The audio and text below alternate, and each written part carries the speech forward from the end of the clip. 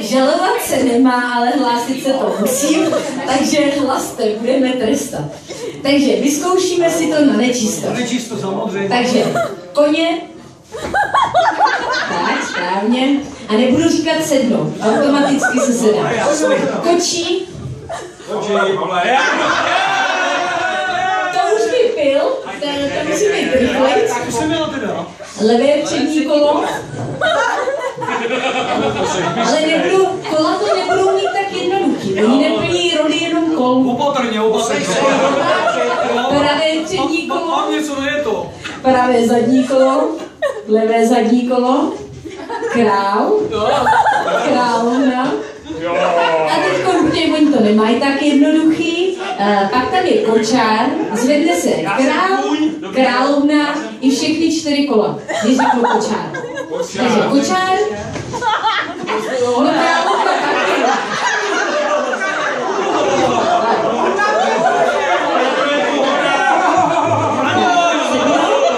Pak tam je chyták, když řeknu zadní část kočáru, stanou jenom zadní kola. Zadní část kočáru, tak?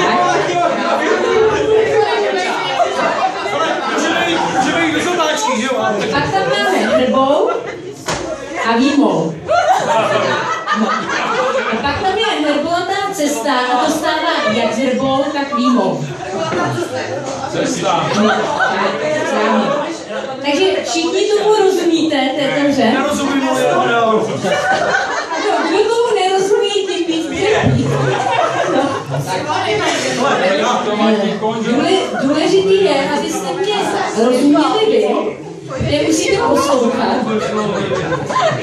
Takže začínám. Jednou před mnoha lety jel král se svou královnou, krásným kočářem. Tak tady už můžete potrestat to.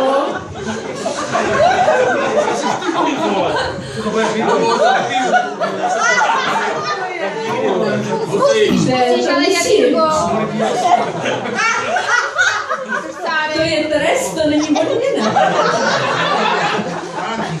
Pokračuju se 2 branými koňmi přes hrboly a výmoly. Kočí pyšně mával bičem a král svému kočímu důvěřoval.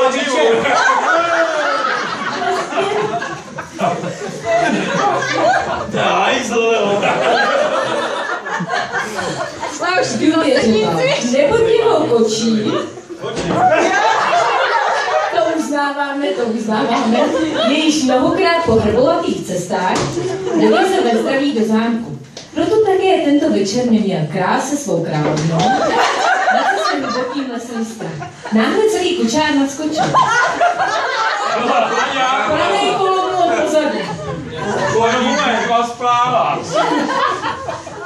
Koně se sklašili. A hrozilo nebezpečí, že přes hrboly a výmoly utečou do lesa.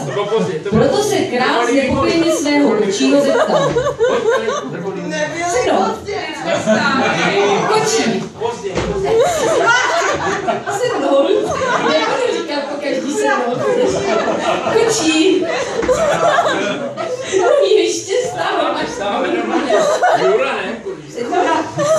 Můj milý kočí. Co se s těmi koňmi děje? Zadní levé kolo vysel přes hrboly a výmoly. Na to kočí krále odpověděl.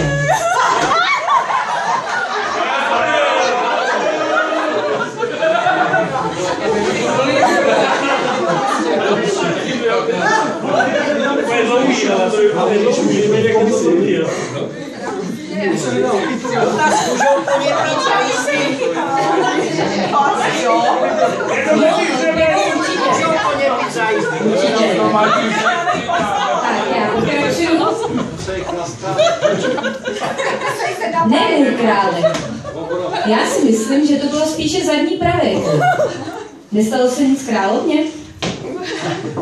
Na to královna kočí odpověděla.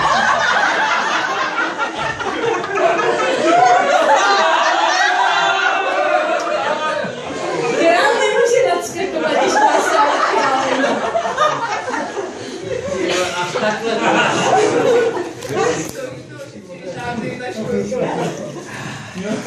Pojedeme do Aby jsme mohli popojet. Pojedeme, bratře Žižko. Máte 5 strávek. Jeden, ne? Kočí. No.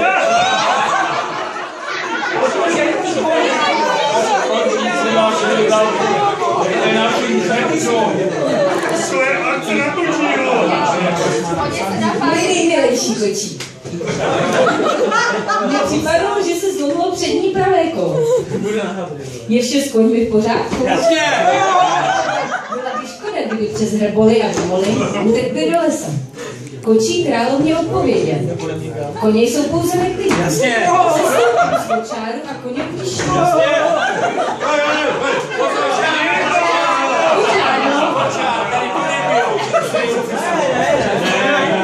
Ne, oni potom byli koně. Koně právě, že poslouchají. A slecháme paní na hodiny. Jako koně vole. Jako koně. Koně vole. Tohle se musí opojit vodou, aby se nám nezlomilo. Co je? Co je?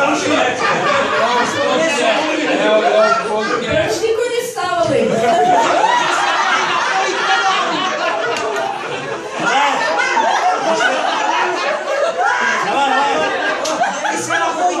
Bylo řečený. Levý kolo, ne koně. Já nevím, jestli ty koně na poprste.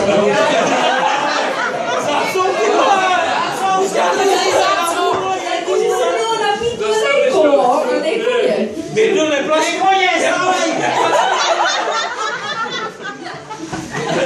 A když slyším kuň, tak stojím. Já zase slyším na vola. Birdo, nazdar taky. Nazdar vole. Šumo tam? Ježišmarja, ticho, já nic neslyším. Tak, já pokračuju. Takže, král svému kočímu řekl. Vlastně to někomu. Kočí. Můj milý kočí. Můj nejmilejší kočí. Dám jen pozor a ty se na hrbolech a výmolech nezranil. Kočí svému králi odpověděl. Nebojte se, pane králi, já se určitě nezraním. Jakmile koně utíším, podívám se honem na všechna kola. A zda je také celý kočár v pořádku. Správně. Kočí sleze z kočáru. Tohle levé kolo nebude poslouchat.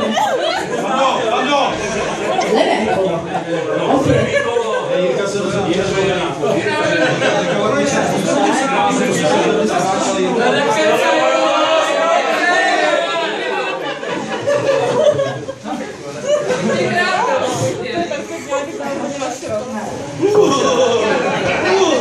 Tak, já pokračuju a šel přes hrboly a výmoly ke koním.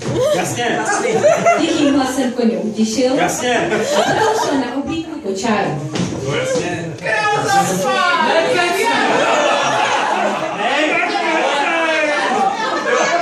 Hej, hrboly nemají co bonzovat.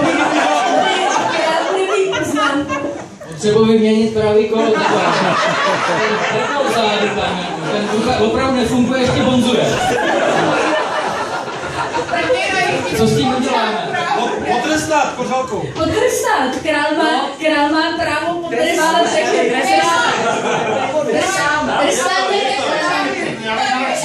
Smír, no, přesně tak. Napijou se oba dva.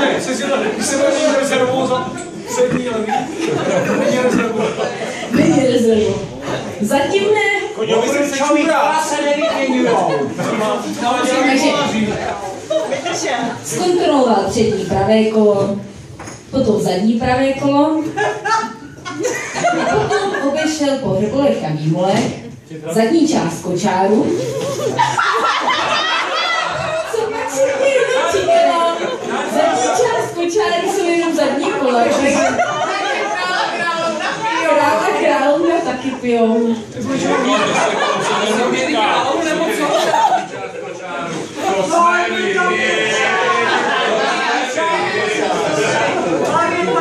Ale zadníčka, ale to směli.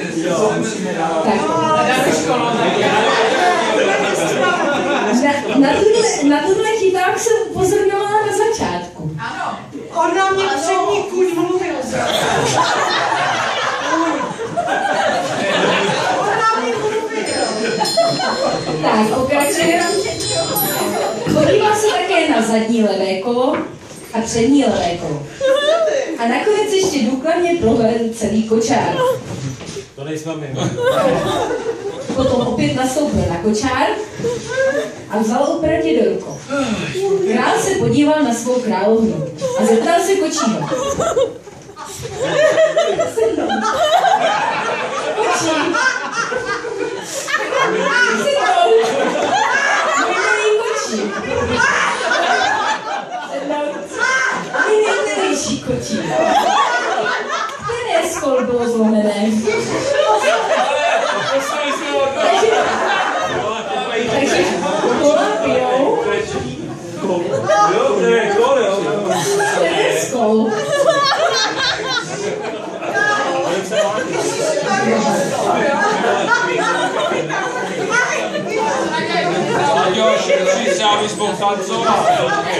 Já pokračuju. Na to kočí krále odpověděl. Nebylo to ani pravé přední, ani levé přední a také obě zadní kola byla v pořádku. Také celý kočár je v pořádku. Asi to byla veliká větev, která se vymrštila z hrbolaté cesty proti kočáru. Výmol se nám napije. Konečně. Nechas nám to tady. Randy, ty vůbec skákej, ne? Jste viděla větev nebo co?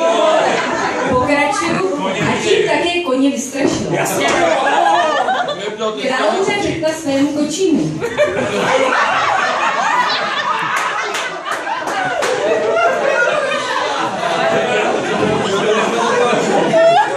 Mohl by tam být princ. Král a královna, stejný základ. Ty vole, a co jsou koně, kolo, přední, koně, vole, kolo? Končí, jo. Končíme. Už jsme na konci teda. Takže kočí. Nejmilejší kočí. Takže můžeme bez strachu pokračovat v cestě k zámku. Kočí odpověděl sednout? Samozřejmě, moje královno. Za chvíli budeme opět doma. Hned po požení koně dál přes hrboly a výmoly, abychom se dostali co nejdříve z tohoto lesa. Kočí koně popohnal a kočár si dal do pořadu. A pokračoval dál přes hrboly a výmoly a brzy opustil les. Kočí se stoupil z kočáru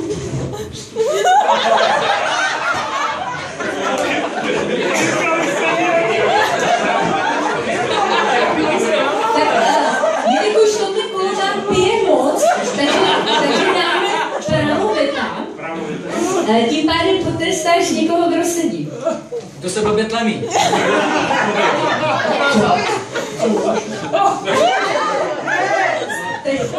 Někoho, kdo sedí kolem. Zbulíka. Zbulíka, jo. Kdo se nejvíc směje? Pan Friedberg. Další, ty, prosím mě pomůžte. Dám za půl zábavu.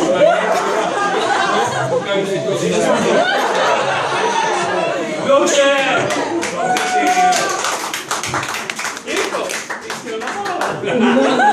Ono se nám málem zlomilo, tak No, já jsem říkal, vymění rezervu, ne? vypřáhnul koně, Já jsem prostě slyšel. zkontroloval ještě jednou všechny kola a potom šel s koňmi do stáje. Král i královna byli opět se svým kočím spokojení. Kočí má právo letat. Tak koho potrestáme? Si nás natáčí z papíru. Já nemůžu, ale...